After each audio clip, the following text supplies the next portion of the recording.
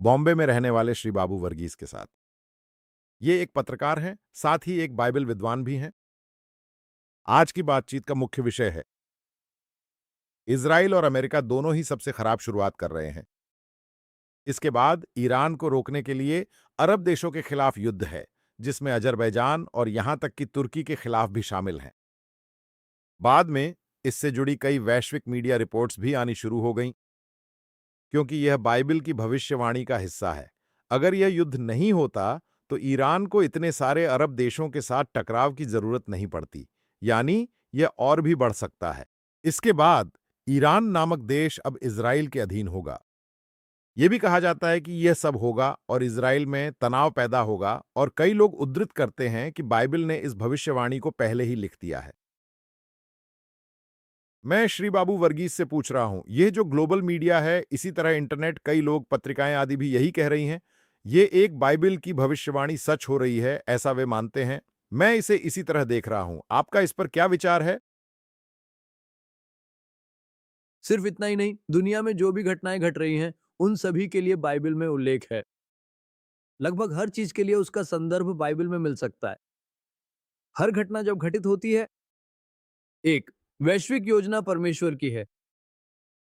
यह लागू किया जा रहा है, यही इसकी भीतरी विशेषता है। परमेश्वर के लिए मनुष्य से संबंधित एक महान वैश्विक और सार्वभौमिक मास्टर प्लान है, जिसे बाइबल में लिखा गया है। तीन सवाल हैं जो आमतौर पर नहीं पूछे जाते: हम कहां से आए, क्यों आए और कहां जा रहे हैं।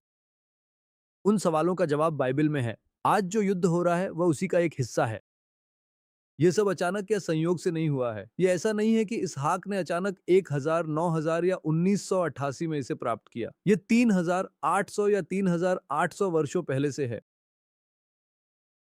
ये एक हजारों साल पुराना इतिहास है जो इसमें शामिल है। अब्राहम को बुलाया गया था और वही आशीर्वाद उसकी संतानों को मिल रहा है।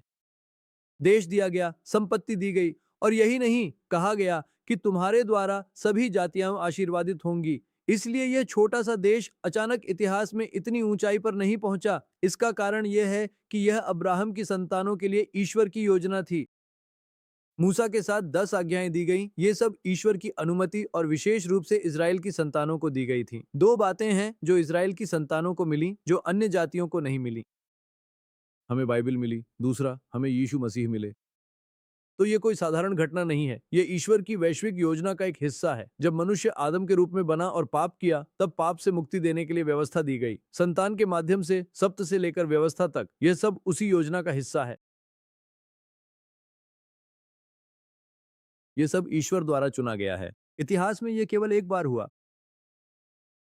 इतिहास का केंद्र बिंदु यहूदी और इज़राइल हैं।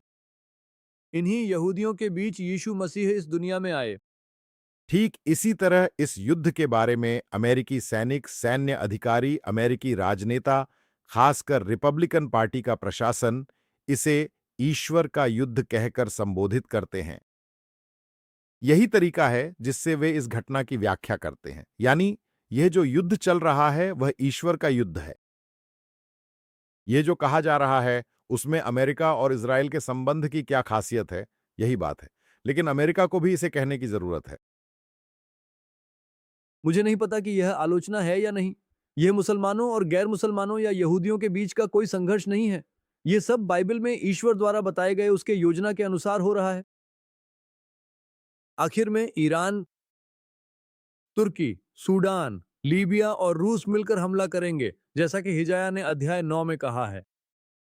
फिर एलाम की बात आती है, यानी वान का पुराना नाम भी इसमें शामिल है, और इसका उल्लेख हमें यिर्मयाह अध्याय 49 में मिलता है। ये सब कुछ संदर्भ सहित है। अगर आप पूछें कि क्या होगा, तो यह एक दिव्य योजना है। यह अमेरिका के हस्तक्षेप के कारण नहीं है। यह परमेश्वर की वैश्विक योजना का हिस्सा है। यही कारण है यह यीशु मसीह का आगमन है। भविष्य के बारे में बाइबल में 6 बातें कही गई हैं। पहली बात, हमने पहली बार 1945 से 1948 में इज़राइल के पुनर्जन्म को देखा।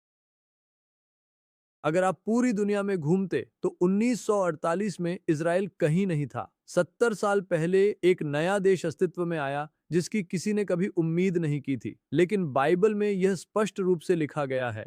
दूसरी बात है राष्ट्रों का संरेखण। एक नई वैश्विक व्यवस्था आने वाली है। एक नई विश्व व्यवस्था। यही इसकी शुरुआत है, और यह कुछ समय पहले ही शुरू हो चुका है। 10 एशियाई महासंघ गोल्ड महासंघ बनने जा रहा है, यह उसकी शुरुआत है। और फिर जो सबसे निकट भविष्य में होने वाला है वह है यीशु मसीह का दूसरा आगमन। 14वां मैं फिर आऊंगा, ऐसा कहा गया है और उसी पुनरागमन के बारे में कोई गा रहा है। अब जो अंतिम और निर्णायक घटना होने जा रही है बाइबल के अनुसार वह है यीशु मसीह का पुनरागमन।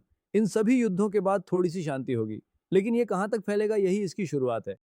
इसके बाद एक बड़ी वैश्विक आर्थिक मंदी आने की भविष्यवाणी की गई है। कई बड़ी समस्याएं और अशांति जारी रहेंगी और कई जगहों पर युद्ध भी चलते रहेंगे, लेकिन एक झूठी शांति, एक दिखावटी शांति का माहौल होगा। ये एक अस्थायी विराम होगा। इससे पहले एक शांति का दौर आएगा जिससे आर्थिक रूप से कुछ राहत मिलेगी, फिर चीजें थोड़ी शांत हो जाएंगी। इस दौरान शायद शिक्षा क्षेत्र से भी कई लोग बाहर जाने की संभावना है, लेकिन यह सब एक बहुत बड़े तूफान की शुरुआत भर होगी जो आगे आने वाला है। शांति के बाद एक अत्यंत भीषण हमला होने वाला है। इसे बाइबल में ग्रेट ट्रिबुलेशन या महाभीषण कहा गया है। लेकिन इससे पहले जो होने जा रहा है, जब मैं ये कहता हूं तो कई लोग सोच सकते हैं ये तो बाबा या दादा की कोई कहानी है या कोई पुरानी बात है। अब जो सबसे महत्वपूर्ण और अगली घटना होने जा रही है वह वही है जैसा यीशु मसीह ने कहा था, उनकी पुनः आगमन। अचानक जो लोग यीशु मसीह पर विश्वास करते हैं और उन्हें अपना उद्धारकर्ता मानते हैं वे सब तैयार हो जाएंगे। अचानक बहुत सारे लोग, न केवल कुछ बल्कि करोड़ों लोग एक पल में बदल दिए जाएंगे। इसी को अडुक्कू रैप्चर घटना कहा जाता है। इस घटना की शुरुआत किसी युद्ध से नहीं होगी। इसके बारे में बाइबल में लिखा गया है। मैंने इस विषय पर विस्तार से एक किताब लिखी है, tomorrow the future of the world. मैं मिडिल ईस्ट में एक पत्रकार था। उसी अनुभव के आधार पर मैंने 400 पन्नों की किताब लिखी है। उसके अनुसार सबसे पहली घटना जो होने जा रही है वह है यीशु मसीह का आगमन, लेकिन उसके बाद अचानक एक और महान नेता उठने वाला है। He is an I will fix it. मैं उस वैश्विक नेता को अनधिकृत या ग्लोबल डिक्टेटर कहता हूं। उनकी चतुराई के कारण जब दुनिया देख रही थी वह सबसे बड़े नेताओं में से एक के रूप में उभरे। वह इतने स्मार्ट या चालाक थे कि उन्होंने इजराइल के साथ 7 दिन की संधि करने का फैसला किया। यह 7 दिन की संधि लगभग उनके मंदिर पर्व और उनके मंदिर पर्व के साथ मेल खाती है, इसमें कोई संदेह नहीं है। जब मैं वहां इजराइल में था तो मैंने संस्थान के निदेशक से पूछा कि आपकी इच्छा क्या है। उन्होंने कहा कि हम मंदिर बनाएंगे और वहां मसीहा के साथ संबंध स्थापित करेंगे। हालांकि वे नहीं जानते कि असली मसीहा कौन है। जब यीशु मसीहा के रूप में आए तो उन्होंने यीशु को अस्वीकार कर दिया। आज वही वैश्विक नेता दुनिया पर शासन करने जा रहा है। उसके बाद वह 7 साल तक राज्य करेगा, जिसमें से पहले 3.5 साल बहुत भयानक होंगे। उस समय वह मंदिर में उस पवित्र स्थान में अपनी मूर्ति स्थापित करेगा और लोगों से वहां उसकी पूजा करने को कहेगा, जिससे यहूदियों का विरोध होगा। इस तरह 1/3 में से 2 भाग वे काट दिए जाएंगे। प्रकाशित वाक्य की 4 अध्याय से लेकर 19वें अध्याय तक इस पीड़ा के बारे में विस्तार से बताया गया है। इस्लामिक दृष्टिकोण से भी यह महान क्लेश का समय होगा। उस समय केवल एक छोटा सा हिस्सा यीशु पर विश्वास करेगा, यानी 44,000 लोग। लोग कहते हैं कि वे यहूदी ही होंगे जो यीशु पर विश्वास करेंगे। वहां 2 गवाह भी होंगे जो वहां होने वाली बातों के बारे में बताएंगे। ये सब कुछ घटित होगा। एक बात मैं कहना चाहता हूं, जैसा कि आपने पूछा, जब बाइबल ने जो कहा वही हुआ, तो मैंने सोचा कि यह सच है या नहीं। यही वह है जो वास्तव में हुआ और यीशु मसीह का इस संसार में आना बाइबल की कही बातों के आधार पर ही है। यही वह स्क्रिप्ट है, यही वह है जो वास्तव में कहा गया है।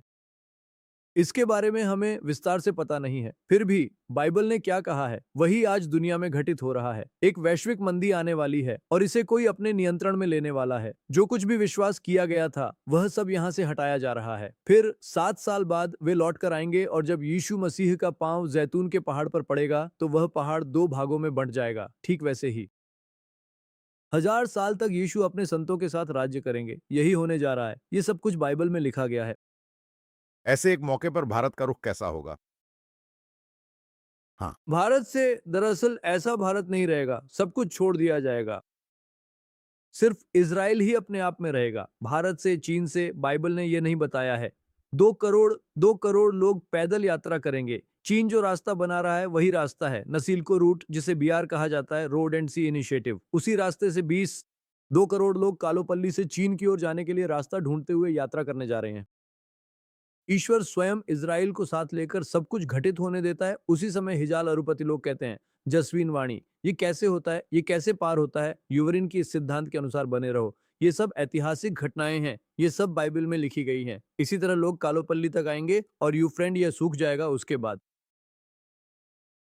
यही है हन्मकुदान युद्ध का अंत। इनके लिए रोना भी पड़ेगा और घेरा भी जाएगा। यीशु मसीह के लोग भी साथ में लौटते हैं। एक पहाड़ पर उनके पांव पड़ते हैं। इस तरह यीशु मसीह के शासन को संभालने की यह एक शुरुआत है। युद्ध निश्चित रूप से समाप्त हो जाएगा। बाइबल इसी पर केंद्रित है। तो चलिए उसी तरह न्यू अपोलोजिस्ट अपोलोजेटिक्स भी, जिसे रिफॉर्मेशन कहा जाता है, वह घटना, तो वे भी यही बात कहते हैं। इसी के लिए वे सोचते हैं। अमेरिका में एक बड़ा समूह यही कहता है, तो क्या ये सब एक साथ चलेगा?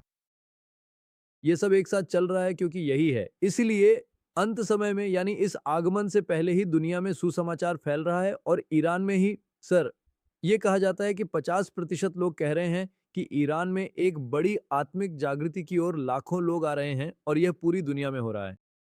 हजारों लोग लगातार आ रहे हैं। ये भी लिखा गया है, ये बिना रुके चलता रहेगा। ऐसे सभी लोग वैसे ही हैं। अंत में सभी को बुला लिया जाएगा क्योंकि बताया गया है कि कोई भी नाश ना हो। मैं नहीं चाहता कि कोई भी नष्ट हो। ये परमेश्वर का प्रेम है। यही कारण है कि वह अपनी कृपा की सभा को 2000 वर्षों से जारी रखे हुए है।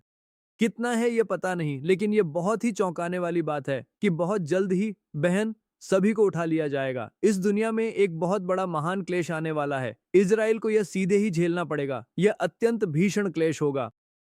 तो सर, इस तरह से ही कहा जा रहा है।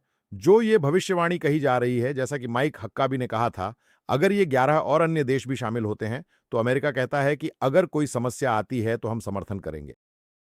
ठीक उसी तरह जब मीडिया फिर से इस युद्ध के बारे में बात करती है, तो ग्लोबल मीडिया कहती है कि यह बाइबल की भविष्यवाणी है। ये लिबरल ग्लोबल मीडिया ही कह रही है। वे कहते हैं कि सब कुछ बाइबल की भविष्यवाणी के अनुसार हो रहा है। ये एक अच्छा चर्चा विषय था। अगला टॉपिक भी इसी से जुड़ा हुआ था। ऐसा ही कहा जाता है।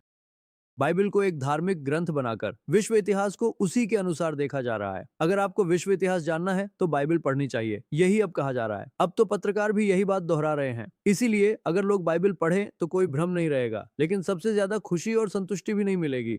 ना खुशी ना संतुष्टि।